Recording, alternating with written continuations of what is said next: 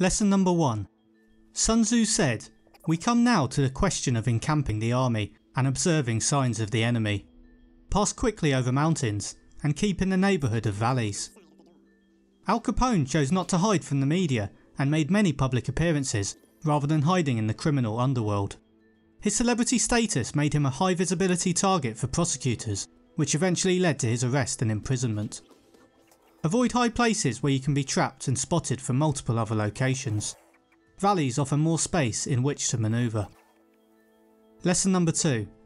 After crossing a river, you should get far away from it. In the Battle of Tettenhall, Anglo-Saxon kingdoms took on the Vikings, who had travelled up a river to take revenge for an earlier attack. The river took the Vikings deep into the Anglo-Saxon heartland. They ravaged the land, but they were later caught and stopped from returning. Trapped in hostile territory led to the death of some Viking kings and thousands of their men. Avoid any boundaries that are difficult to cross easily, as it is easy to become hemmed in. Use boundaries for defensive purposes if rivals struggle to cross them. Lesson number 3. If you are careful of your men and camp on hard ground, the army will be free from disease of every kind, and this will spell victory. Henry V invaded France with thousands of troops. Within a few days he had captured a French port, but a combination of bad weather and poor conditions led to the loss of around a third of his men to dysentery. Ensure the environment you spend time in is suitable. Avoid areas where bad habits are easily spreadable. Lesson number 4. When, in consequence of heavy rains up country, a river which you wish to ford is swollen and flecked with foam, you must wait until it subsides. The Earl of Warwick attacked King Henry VI during a civil war. After only half an hour of battle, the king was captured. In attempting to escape, many of his soldiers drowned trying to swim across the rain-swollen river nearby. Do not attempt to overcome obstacles when the difficulty is heightened. It may result in a loss of large amounts of resources. Lesson number 5. When the enemy is close at hand and remains quiet, he is relying on the natural strength of his position. Skanderbeg, an Ottoman captain, left the army and decided to go back to his native land to take charge of a new rebellion. The night before a battle against the Ottoman Empire, both sides were camped opposite each other. Skanderbeg's men put out all their campfires, and those who were not on guard were directed to rest. The Ottomans made approaches to the camp to try and provoke Skanderbeg's soldiers, but they stayed quiet. The next day, seeing Skanderbeg had positioned his forces at the bottom of a hill, the Ottomans attacked with all their men, expecting a quick victory. Predicting this, Skanderbeg ordered his forces hidden in the forest behind the Ottomans to strike from the rear. The Ottomans' entire army was defeated. Beware if a competitor does not react to your moves, especially if you cannot see their advantage. If they do not attack or retreat, it is likely they are confident in their position. Lesson number 6. When he keeps aloof and tries to provoke a battle, he is anxious for the other side to advance. Pericles, the general of Athens, refused to give the Spartans a confrontation on land, knowing that the Athenian strength was their navy.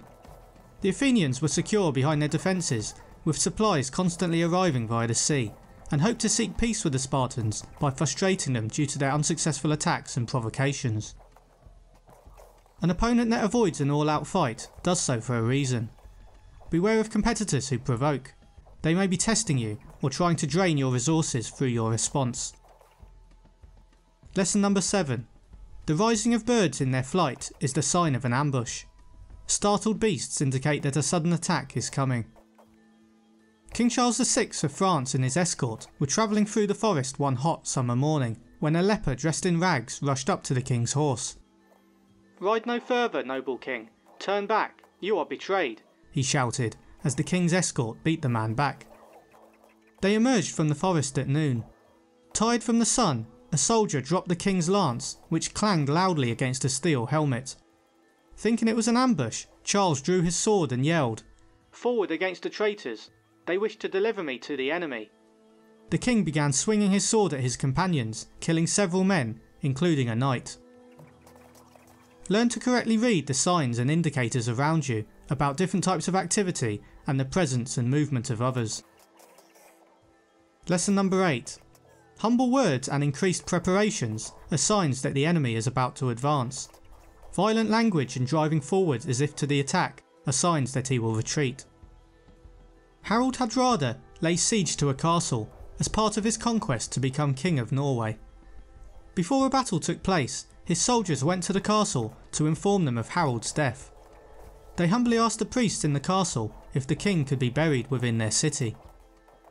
Thinking they would receive gifts for accommodating such a request, the priests accepted. His coffin and a small group of men were allowed into the castle. Once they entered, King Harald leapt from the coffin, declared that everyone should be killed, and called his remaining men to battle. Be prepared for enemies trying to deceive you with words and actions by trying to appear as something they are not. Cambyses, the Persian ruler, sent spies acting as ambassadors to Ethiopia, offering friendship. They presented beautiful gifts to impress the Ethiopian king, but he saw through the pretend friendship. He gave the ambassadors a gift in return, a gigantic heavy bow, and informed the Persians not to attack until they had the strength to string the bow. Understand the values that your opponents follow. If they act in the same way as you but have different values, then without any formal agreement they may be trying to deceive you. Lesson number 10. If the enemy sees an advantage to be gained and makes no effort to secure it, the soldiers are exhausted. The German plan to sweep through France in World War I came to an end when the French army counterattacked in the Battle of the Marne. The Germans' retreat was caused partly by the exhaustion of many of the German forces. Some of the men had marched more than 150 miles, fighting often along the way. Grasp opportunity and potential advantages quickly, as they easily pass. If opponents do not make attempts to seize an advantage, it may be because they lack the energy to do so, meaning they are more suitable to attack. Lesson number 11. When an army feeds its horses with grain and kills its cattle for food, and when the men do not hang their cooking pots over the campfires, showing that they will not return to their tents, you may know that they are determined to fight to the death. During the Prussian forces' attempt to capture Paris, a severe shortage of food led to locals being forced to slaughter any animals that were around. Rats, dogs and cats were regularly served in restaurants. Horse meat was eaten too, as the horses were eating grain that was needed by the local population. Look for signs of opponents not preparing for the future. It may be an indicator of desperation, as they think they will not survive in the long term.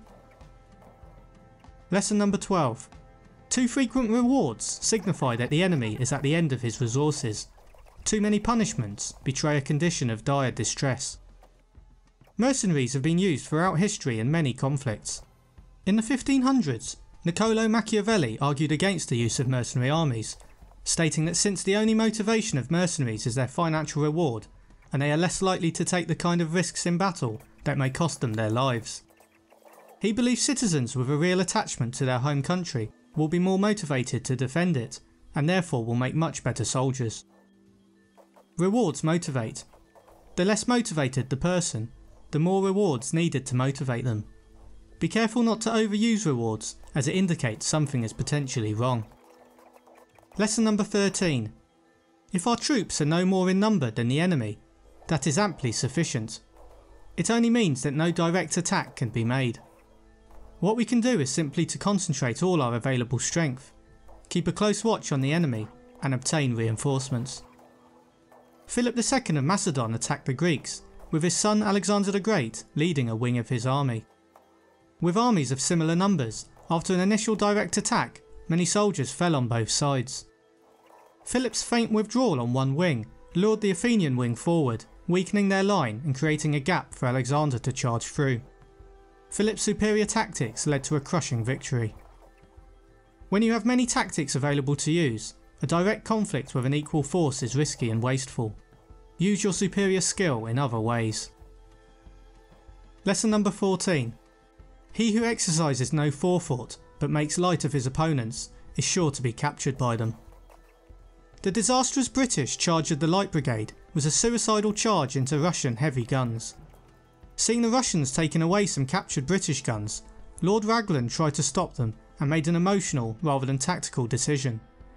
A combination of lack of planning and inefficient communication led to men charging down the wrong valley, attacking the wrong target. Always think before acting. Victories are won in the planning, even though the plans may have to change once being carried out.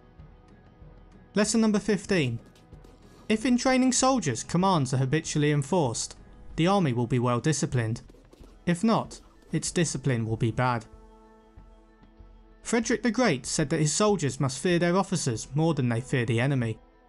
The Prussian leader was famous for the harsh discipline he inflicted on his men. One form of punishment included assembling 2 ranks of soldiers, with the offender made to walk between them, being lashed by each man as he passed. Never let a command be ignored, as this teaches people that commands are optional. Once given, a command should be seen through. If the command later appears ill-judged, it can be changed with another firm command. Lesson number 16. If a general shows confidence in his men, but always insists on his orders being obeyed, the gain will be mutual. Leonidas had full confidence in his men, as he knew they had been disciplined and well trained from a young age. He was in turn rewarded with their loyalty. 300 Spartans stood by his side as they were hacked down by the Persians at the Battle of Thermopylae.